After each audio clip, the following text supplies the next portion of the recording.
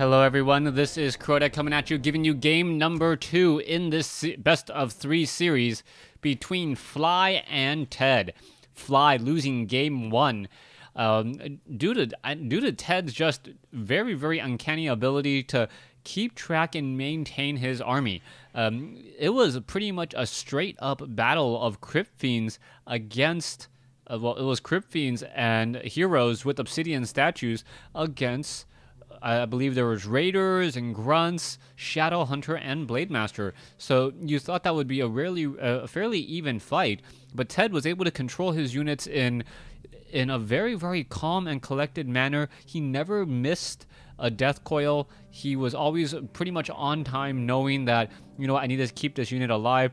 He purposely pulled back weaker units away while giving it frost armor so that the Blade Master would have a very difficult time actually chasing down the unit. Anytime the Blade Master is not attacking, that is essentially damage lost, especially if it is a slowed Blade Master from frost armor. Now we are looking at an Acolyte making his way to the top left-hand side of the map. Ted, obviously the blue undead player here on the bottom right. Meanwhile, Fly, the red orc on the top left. Red versus blue, and no way in or out of this valley, so I'm not quite sure why they are even battling for supremacy in here. Anyways, let's go ahead and figure out what the strategies will be. Blade Master with barracks currently training up grunts, pretty much what we saw in the previous game. Meanwhile, Graveyard is going down, and we also see a Tomb of Relics. The Death Knight may actually do a better job on this map in terms of harassment because there's less places to run and hide. This map is significantly smaller than Twisted Meadows, and everything seems to be more centrally located with a lot more room to run, as opposed to, say, Twisted Meadows, where you can be relatively close to your opponent's hero as the unit flies. Oh, that Acolyte hiding in between the trees, looking just hiding right there. He knows exactly his unit size. He knows that he can hide right there. It's like walking in between a farm and a town hall. No units other than peons will be able to get to him, as the Death Knight may try to steal the experience here. Oh, is it going to be able to? Oh, no, doesn't steal it. The Blade Master stops at 105 hit points, letting the Death Knight deal 100 points of damage before the Blade Master decides to finish it off. Skeletal Minion now taken down. So far, Fly's doing a really good job here. Are we going to see this one Grunt getting taken down? That Grunt now dangerously low on hit points. One more hit should do it. There's the Death Coil. Double Death Coil all the way. What does it mean? It means a dead Grunt, and the Death Knight is now on the board with some experience. Blade Master now needs to retrain up that Grunt, and that is a significant loss of units. Instead of having 2 grunts, he only has 1 now, and that grunt is going to be forced to just hide back over here. The Blade Master now may be on the run, trying to get a little bit more experience somewhere else, if it can manage it. Is he going to pick up a Circlet of Nobility? Yes, he does. Attacks a little bit faster. Excuse me, rather attacks a little bit harder, a little bit more hit points, a little bit more mana, everything that a Blade Master really needs. I guess it's like a good bowl of cereal in the morning to just start your game off right. All right, let's go ahead and come back down over here. Death Knight now making its way around. It does have 4 skeletal minions backing it up, but I still don't see... Oh, there's the first Crypt Fiend now making its way out. There's Halls of the Dead about halfway done. Meanwhile, Stronghold about halfway done. And this time around, Ted actually has a is significantly faster than where he was in the previous game. Interestingly enough, though, the Death Knight actually used a Death Coil onto that Troll Berserker. I was definitely not expecting that. As you can see that the Berserker is going to get taken down. There it goes. There's the Null Overseer. Now the Blade Master is still nowhere to be spotted. And what is going to be happening here? There is that Blade Master very far away, trying to look for some extra experience. And it looks as though there's the Dust of Appearance, making sure that the Blade Master is not around. There's a level 2 Death Knight, now picking up Unholy Aura. All right, now chasing after here. Oh, there's a Skeletal Minion, and a very low hit point one at that. Free and easy experience if you really want to have it. And there is the Null Overseer. Oh, 50 hit points. And there was a miss, I believe. No, it wasn't a miss. Death Knight got all the experience. The Blade Master still sitting at level 1, and that was a huge turnaround. Instead of two level 2 heroes, we have a level 2 hero that's almost halfway to level 3, and now the Blade Master just got to level 2 after taking down a skeletal minion.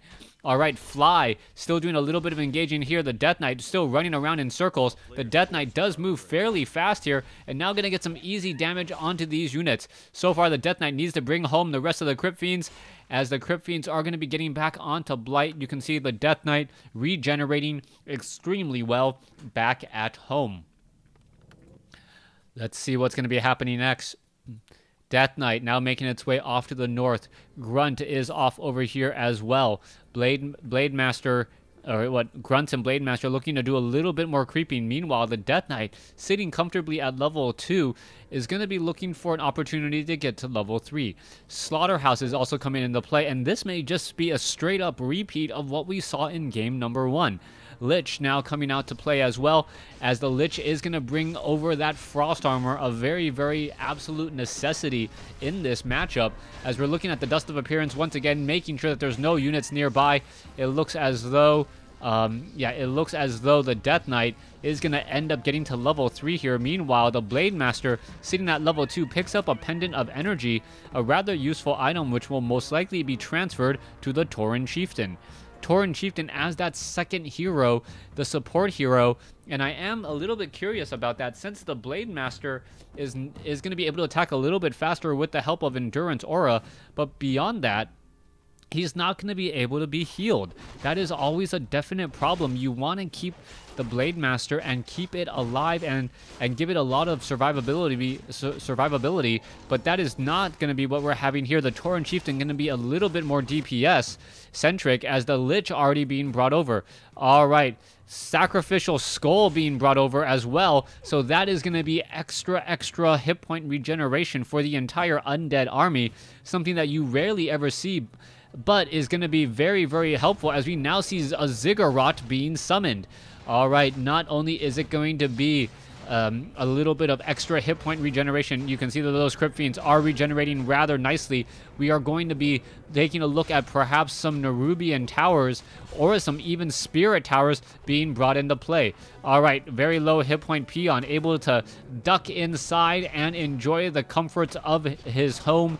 Meanwhile, the Bestiary trying to train up some Kodos, and it's going to be quite some time before they make their way out.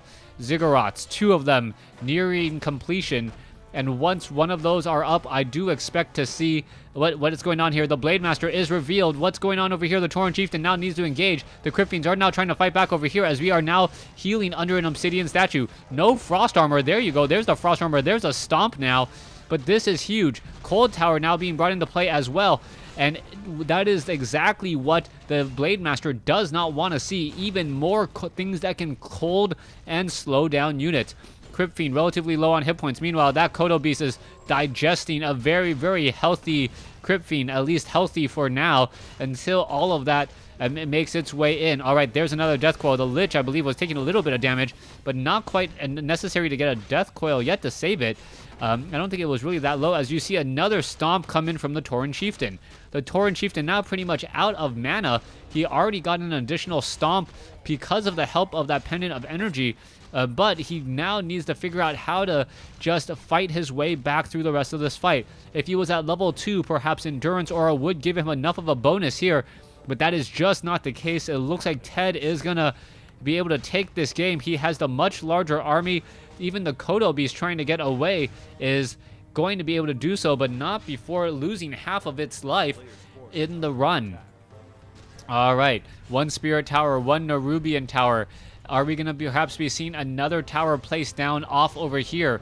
You're going to see the Tomb of Relics now come into play as well, as the Crypt Fiends are going to turn around. There is the Tauren Chieftain, not enough mana, as the Blade Master now looking to slice and dice his way through the Orc army. Spirit Tower is in position, able to get off a lot of damage onto the Tauren Chieftain and the Blade Master as they're attempting to fall back, and this is just going to go from bad to worse. The Tauren Chieftain and the Blade Master really don't have enough to fight back this Crypt Fiend, Obsidian Statue, Spirit Tower army. And that Spirit Tower providing blight, helping the Obsidian statue, or rather helping all the other ground units stay alive, has been rather important, as the Death Knight now needs to back away. Alright, Death Knight does have Frost Armor, +3 armor, very effective for him. And also the reduced attack speed on all the units. You can see a little bit of healing now being brought over, as well as the Tauren Chieftain falls at level 1. Alright, let's take a look at this. The Kodos chomping up on some Crypt Fiends. The Crypt Fiends are now slowly being digested. If these units, if the Kodo Beasts can actually fight their way past and get in enough damage here, perhaps that will be enough. But the Blade Master is still in trouble, still constantly losing units, as this Crypt Fiend gets the Death Coil just in a nick of time, and now a Frost Armor, making it extremely difficult to tear apart. Fly gives the GG, and he goes down in 2 straight games to Ted. Thanks for watching. Thanks for listening. I hope you guys enjoyed this best of 3 series. And yes, I will be casting an anti-spoiler game. Thanks for watching. Thanks for listening.